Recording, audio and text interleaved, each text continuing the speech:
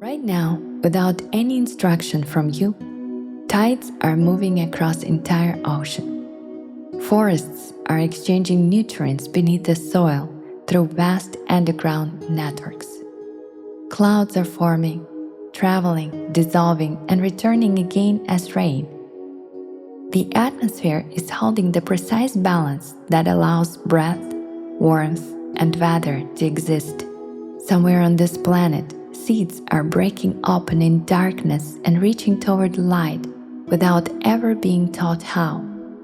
You're doing none of this, and yet it's all happening around you, with you, through the same living intelligence that sustains you. This is what today's transmission is about.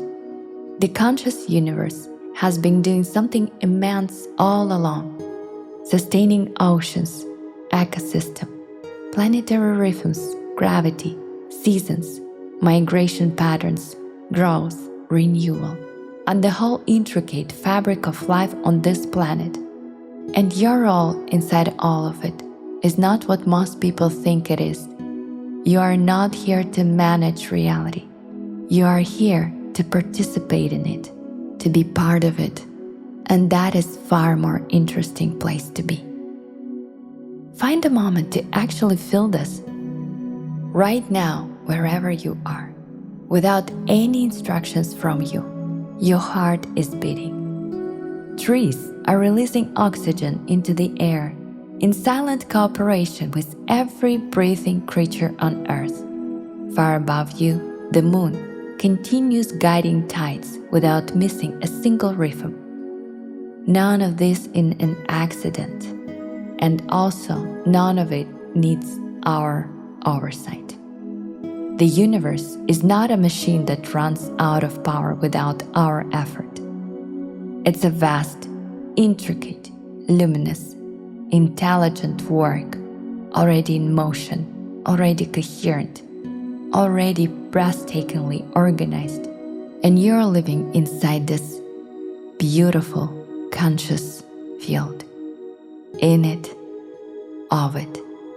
The same intelligence that knows how to move oceans, grow forests, orchestrate ecosystems, guide stars, and sustain entire worlds is the intelligence flowing through you right now. Now, as you sit here and listen. Here's what shifts when that actually lands. You stop treating life as a problem to be solved on your own and start experiencing it as a creative partnership to step into. Most of what we've been taught about creation, about achieving, about building a life, it assumes a kind of foundational aloneness, as though you're standing in an empty field with raw materials and the quality of life depends entirely on how hard and how clearly you work through materials. The conscious universe on this picture is independent, maybe even hostile. And so you push, you plan, you manage, you exhaust yourself trying to produce outcomes from sheer individual will. That is not where you actually live. You live inside an intelligence that has been sustaining coherent life for 4 billion years without losing the thread once. You live inside a system where every cell in your body is in continuous, intimate conversation with a layer of knowing that holds the integrated pattern of what your body is. You're not generating your own existence from scratch every morning. You're being held, actively, continuously, precisely held, but something that knows what it's doing. Pierre de Chardin, the priest and paleontologist who spent his life watching evolution work, wrote, "We are not human beings having a spiritual experience. We are spiritual beings having a human experience." And this is not poetry.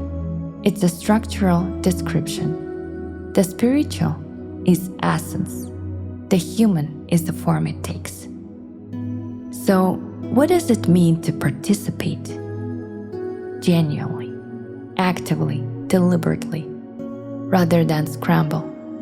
Think about how a great jazz musician plays. Before they contribute a single note, they'll listen. They feel the shape of what's emerging, the rhythm the drums are playing down, the harmonic direction the piano is suggesting, the space the bass is creating. The best jazz players describe it this way: I'm not playing what I want, I'm playing what the music needs. They bring their full skill, their full presence, their full creative intelligence to the moment. And then they serve the emerging whole. What comes out is larger, more alive, more surprising than anything they could have constructed alone. This is participation, full presence, genuine contribution, serving something larger, participating in something vast. And here, where it becomes practical, because the way you enter this state, the way the jazz musicians enters it, it's through the quality of your attention. Presence first, listening before playing, holding the question with genuine curiosity rather than anxious insistence. Rilke wrote in his letters to a young poet, "Be patient toward all that is unsolved in your heart, and try to love the questions themselves." This is the posture of the conscious participant. You bring your deepest attention to what matters most to you.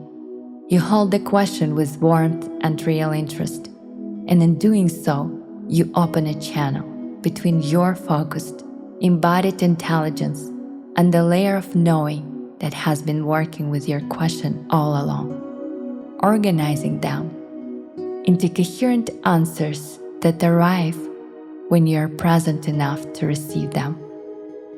Mendeleev spent years wrestling with the structure of the elements.